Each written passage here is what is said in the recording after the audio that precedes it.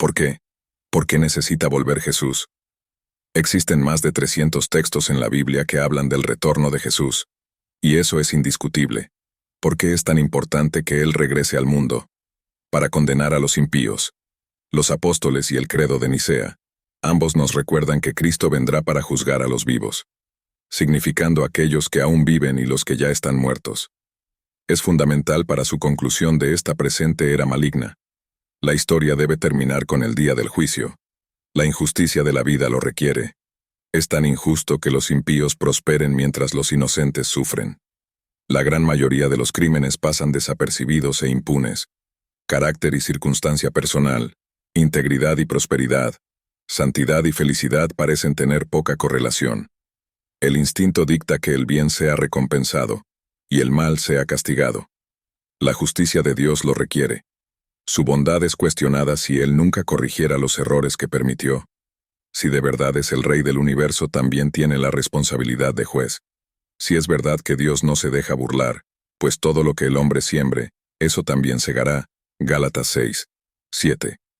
Debe haber un día de ajuste de cuentas cuando todas las cuentas estén saldadas, y todas las facturas estén pagadas en su totalidad. Pero ¿por qué un día de juicio? Ya que la muerte acaba con la oportunidad, y fija un abismo entre el bueno y el malo. ¿Por qué no se juzga a cada persona en el momento de la muerte, sino que en cambio se espera hasta que toda la raza humana esté en el banquillo? Lucas 16, 26. Y además de todo esto, entre nosotros y ustedes se ha establecido un gran abismo, para que los que quieren pasar de aquí para allá no puedan, ni de allá pasen para acá. Porque Dios debe ser reivindicado públicamente. Debe ser visto como justo en sus decisiones con respecto a nuestro destino. Ha sido acusado de injusto en innumerables ocasiones. Estas críticas deben ser silenciadas para que todos puedan decir, como hizo Abraham, ¿no hará justicia el juez de toda la tierra? Génesis 18, 25. Lejos de ti hacer tal cosa, matar al justo con el impío, de modo que el justo sea como el impío, lejos de ti. ¿No hará justicia el juez de toda la tierra? Porque Jesús necesitaba ser reivindicado públicamente. Su crucifixión fue la mayor injusticia de todas, el día más oscuro, literalmente, en la historia de la humanidad. La última vista que el mundo tuvo de él fue como un criminal caído en desgracia. Todos deben estar presentes para presenciar la revocación de los veredictos, porque el pueblo del Señor debe ser reivindicado públicamente. Ellos eligieron el lado de Dios y de la verdad, pero en un mundo perverso pagaron el precio muchas veces con sus vidas por tomar una posición. Estas son las personas a las que Jesús se refirió como sus hermanos y hermanas. Deben ser honrados en presencia de aquellos que los trataron con desprecio y odio. Hebreos 2, 11. Porque tanto el que santifica como los que son santificados todos provienen de uno. Por eso no se avergüenza de llamarlos hermanos. Mateo 25, 40.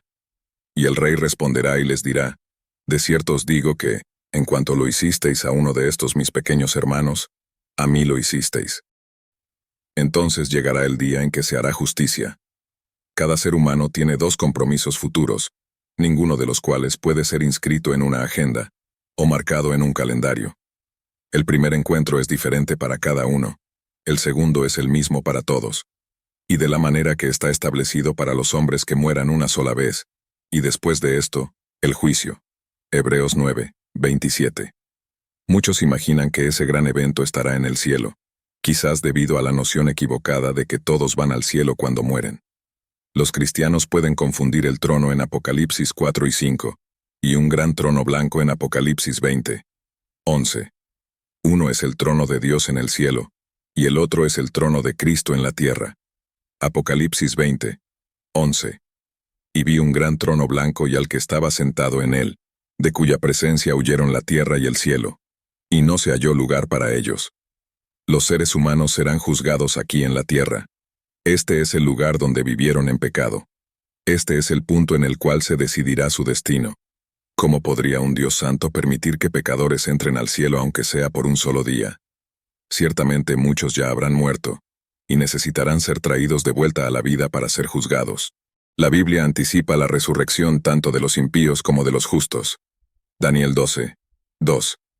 Y muchos de los que duermen en el polvo de la tierra despertarán, unos para vida eterna, y otros para vergüenza y desprecio eterno. Juan 5, 29. Y saldrán los que hicieron lo bueno para la resurrección de vida, y los que practicaron lo malo para la resurrección de condenación. Hechos 24, 15. Y tengo esperanza en Dios, la cual ellos mismos también aceptan, de que habrá resurrección tanto de justos como de injustos. El Hades, la morada de los espíritus de los muertos, liberará a sus habitantes para que se encarnen. Todos, sean enterrados, cremados o perdidos en el mar, comparecerán ante su juez una vez más en la tierra. Apocalipsis 20, 12-13. Y vi a los muertos, grandes y pequeños, de pie ante el trono, y los libros fueron abiertos. Otro libro fue abierto, el cual es el libro de la vida, y los muertos fueron juzgados por las cosas que estaban escritas en los libros, según sus obras. El mar entregó los muertos que en él había, y la muerte y el Hades entregaron los muertos que en ellos había, y fueron juzgados cada uno según sus obras. El Nuevo Testamento enseña que habrá 2 días de resurrección separados por el milenio. Apocalipsis 20, 4-6. Y vi tronos, y se les dio poder de juzgar a los que en ellos se sentaron. Y vi las almas de aquellos que fueron decapitados por causa del testimonio de Jesús y por la palabra de Dios, y que no adoraron a la bestia ni a su imagen, y no recibieron la marca en sus frentes ni en sus manos, y vivieron y reinaron con Cristo 1000 años. Pero los demás muertos no volvieron a vivir hasta que se cumplieron los 1000 años. Esta es la primera resurrección. Bienaventurado y santo el que tiene parte en la primera resurrección. Sobre estos la segunda muerte no tiene poder, sino que serán sacerdotes de Dios y de Cristo, y reinarán con él 1000 años. En verdad, si incluimos el primer domingo de Pascua, hay 3. 1 Corintios 15, 23-24. Pero cada uno en su propio orden. Cristo las primicias, luego los que son de Cristo en su venida. Luego el fin, cuando entregue el reino a Dios el Padre, cuando haya destruido todo dominio, toda autoridad y poder. Los seres humanos serán juzgados en esta tierra por un ser humano. Esto es una verdadera sorpresa para aquellos que esperan que el propio Dios sea el juez. Pero Él ha delegado esta función a uno de nosotros, por cuanto ha establecido un día en el cual juzgará al mundo con justicia, por medio de un hombre al cual designó. Hechos 17, 31. Es Jesús quien se sentará en el gran trono blanco. Apocalipsis 20, 11. Porque es necesario que todos nosotros comparezcamos ante el tribunal de Cristo. 2 Corintios 5, 10.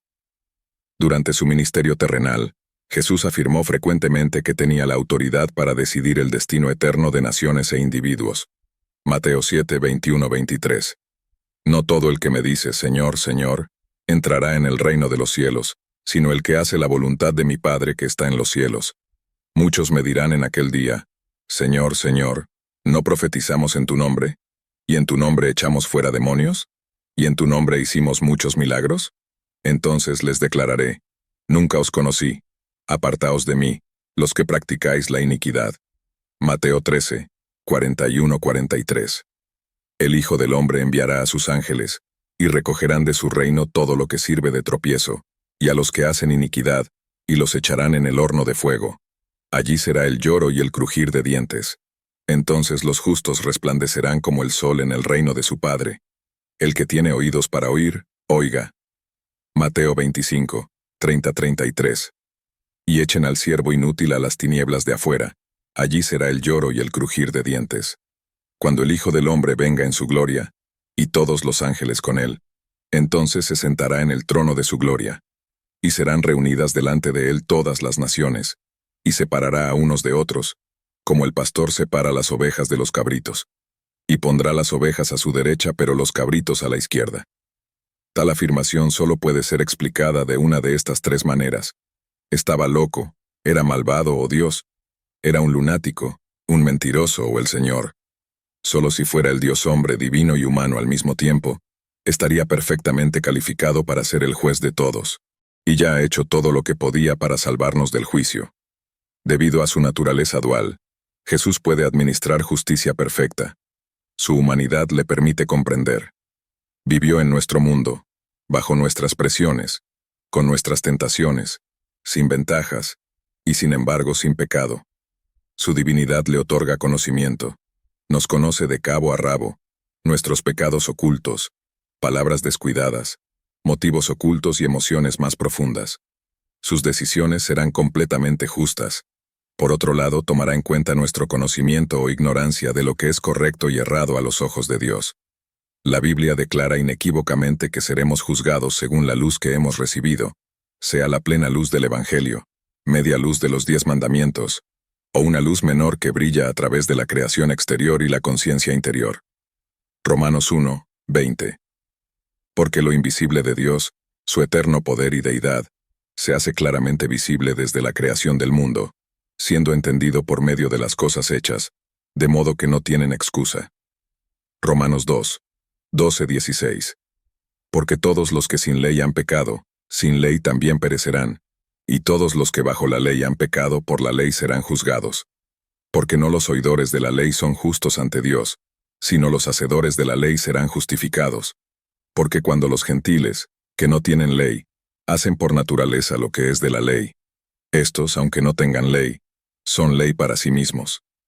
Ellos muestran que lo que la ley requiere está escrito en sus corazones, dando testimonio su conciencia, y sus pensamientos alternadamente acusándolos o incluso defendiéndolos. Esto sucederá en el día en que Dios juzgue los secretos de los hombres por medio de Jesucristo, según mi Evangelio.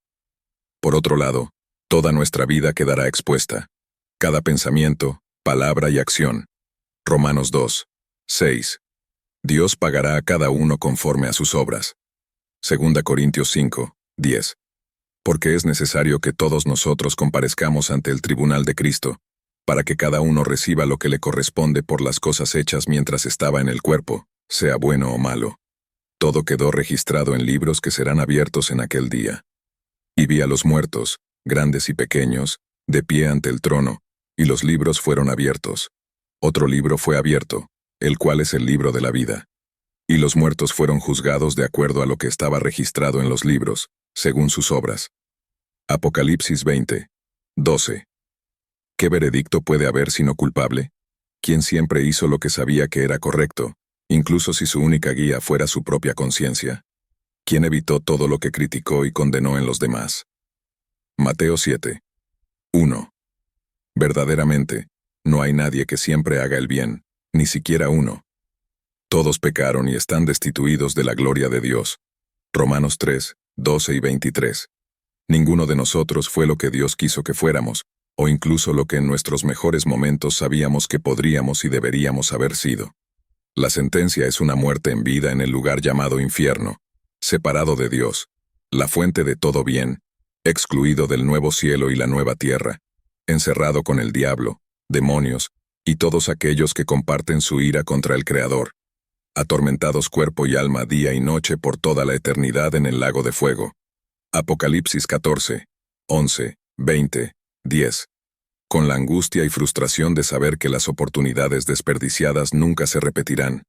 No es de extrañar que Jesús hablara con horror de tal destino, advirtiendo a sus discípulos del peligro y dispuesto a sacrificarse para salvarlos de él.